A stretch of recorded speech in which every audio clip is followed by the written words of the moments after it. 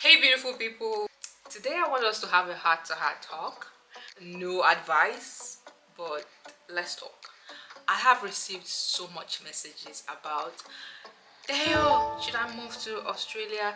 Deo, should I move to the UK? And I am not kidding you, a lot of people have been asking me. For some reason they think I have my life all together. But sometimes I feel like I don't even know what I'm doing and I don't even know why everyone is following me, but people are following me and I appreciate it.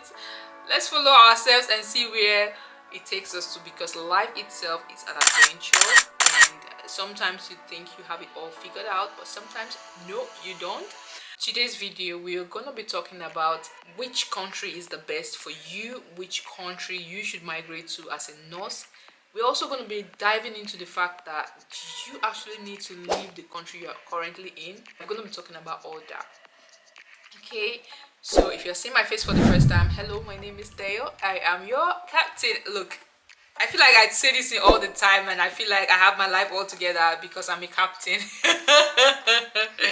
But yeah, what are the things you have to look forward to before moving to a country? Now, while you're watching this video, I want you to write it down, okay?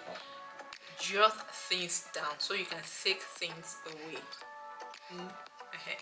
So, you have to think about it yourself. I can't tell you what you want because I don't know you that well. I don't even know myself that well.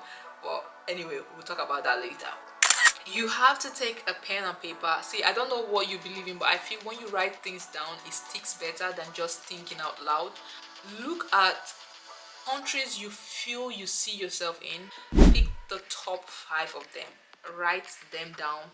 If possible, make a table. You know those tables we used to write A for apple, B for, make a table of 5 lines and screw it down. So the first line you write, if Australia is in your list, write Australia.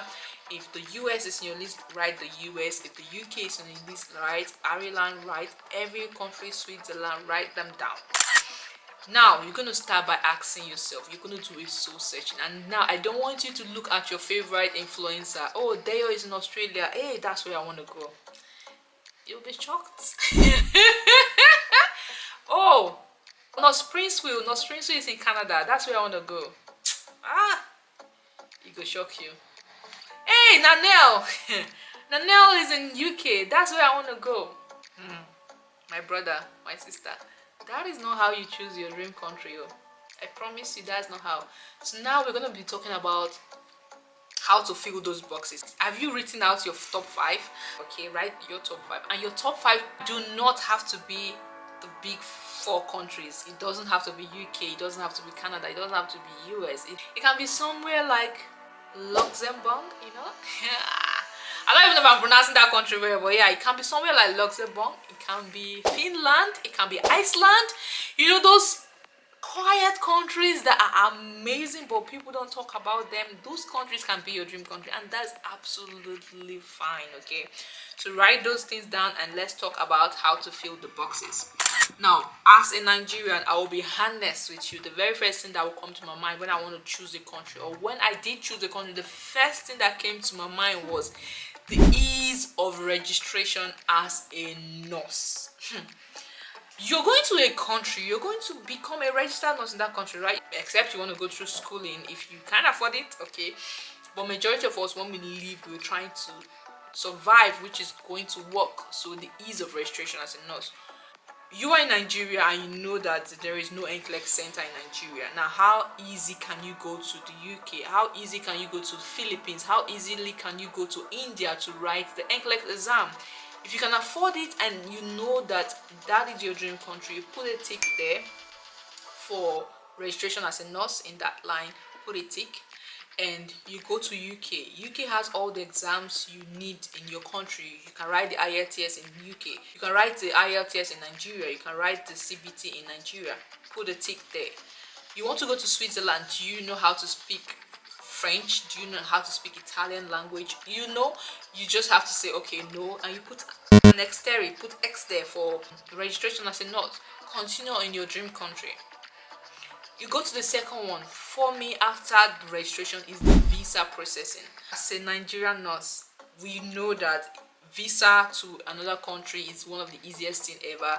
Most country put us as a priority, okay, except the US now that there's some form of retrogression. But let's not lie, nurses are always on the top whenever any country comes up with their new requirements, blah blah blah. Nurses are always there, so I think I'll put a tick in all of those countries. Okay, now you're going to go over to career progression. You are going to spend a big chunk of your life at work. Okay, so I want to tell you that career progression is something you should figure out for yourself. Which of these countries would give you a sense of career progression easily? Which of them will give you satisfaction as a nurse? You have to think about that. That is when you have to start going through your research. Check what advanced programs are in that country. Do you like that one they have? If they don't have it, can you like switch to another one? You have to figure that out yourself. Like, I was in the UK and I moved from aged care. I didn't like it. I moved to cardiology. I didn't like it that much in cardiology, so I moved to anesthetics, which I love so much. The next thing you have to think of is the pay. We all need to be paid fairly. You have to think of which country pays you well, and it depends on you. Some people, money is not their goal, but at some point you need money to survive in this country, because most of these countries you'll be moving to, the cost of living is high. So think which of them you feel pays well, put them in order of priority, and you just keep ticking that boxes for all the 5 countries you've selected. Now the next thing I want you to think of is the cost of living in that country. You have to think which of them would your money go for. Yeah, some people might be earning millions, but you are spending more than that, or even you only have like 100 to save at the end of the month. That is not being financially smart. Okay, now think of all those things and decide which one still tick. We're going to get to the final where you have to calculate all your green ticks and calculate all the red ticks, and then you select the one that is good for you. They will not do that for you. I've done it myself, and I'm here. I find myself in Australia. So now it's for you to find yourself in your own dream country. Okay, now you've done that. The next thing is the weather. It's very important. The weather plays a big factor in most of us life. Like, if you know, you know. If you've ever, sometimes when you're in Nigeria, or in any African country, because I don't only have Nigerians watching me. If you're in an African country where the weather is good and you see pictures of snow, you see pictures of beautiful background with winter jackets, your mind, that is where you want to be. You want to be behind those snow pictures and those fine jackets is somebody freezing with they don't even go out. They only go out, take pictures, and go back home. And that's not saying there are lots of people that cope with the cold. Okay, don't get me wrong. I am not saying everybody hates the cold, but let's not lie, majority of people don't like cold. So if you're someone that the weather is a big factor for you, you have to tick those boxes and cancel the countries that it's freezing. And while yes, people always, whenever you call Canada, people think of cold. There are some states in Canada that is manageable. Okay, so you do your research, but generally it's a general rule of thumb. We all know that Canada is cold. Okay, so you have to tick that box, and if you know that weather is not something for you, just cross Canada for that box only, not everything. And for Australia, I have to be honest with you, majority of the time it is hot. It does get cold, but that it's like once in a while. And when it's winter as well, I've not experienced that winter, but as much as I've heard from people, their winter is mild. It's not like freezing, it's not minus degrees, so it's something you can cope. And their winter is just like 3 months, and every other time it's hot. It depends on the states as well, but generally everybody knows that Australia weather is warm like Nigeria, can be even hotter. Okay, so if you don't like heat, please put red for Australia, because except you want to go and live in Tasmania. Like, Tasmania is an island in Australia and it is cold most of the time, so I want to live there. But if you want to live in cities like this, you might not like the heat. Okay, so tick that red, or yeah, just remove it if you don't like heat. Okay, the next thing you want to think about is ease of getting permanent residency. we all know that as we move out of our country, the next thing we want to think of is settlement, and it is very important. Okay, so you have to tick the boxes. I know for USA, when you are a nurse, you're going there with your green card, which is a permanent residency. Tick green for that. Australia, if you know your coins, you're coming here as a permanent residence as well. Tick that. For the UK, you go in as a tier 2 visa holder. After 5 years, you become a permanent resident. If you don't mind that, tick it as well. But if you're someone that wants to be settled immediately, especially if you have children or you just want that mind, you might want to put a red for the UK. Canada, you can go as a PRO. You can put in your interest in the express entry and you can get PRO. So yeah, so these are the things you have to look forward to and then put your tick. Now, another factor you have to consider is very important, is safety. You have to think about the safety of each of these countries and put your tick. And it depends on what you classify as being safe. Some people, like in the UK, people hear of knife crime. If you are scared of knife crime, you might want to put a cross for the UK. It is not something that happens all the time, but it does happen. We hear of it all the time. When you say knife, everybody knows the UK. When you say gun, everybody knows the US. When you say maybe snake, wild animals, everything is out to kill you, people will say Australia. Okay, so you have to think about all these things and then put which one you fear the most. Do you fear gun?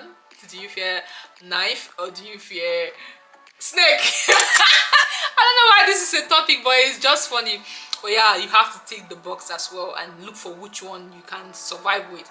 Or you can go to Canada. I think they say there's a bear that can kill you in Canada, or they say cold can kill you. One thing in Canada, polar bear, I'm not sure, but there's an animal in Canada that they say can kill you as well. So you have to think about that before you choose if you can cope with that.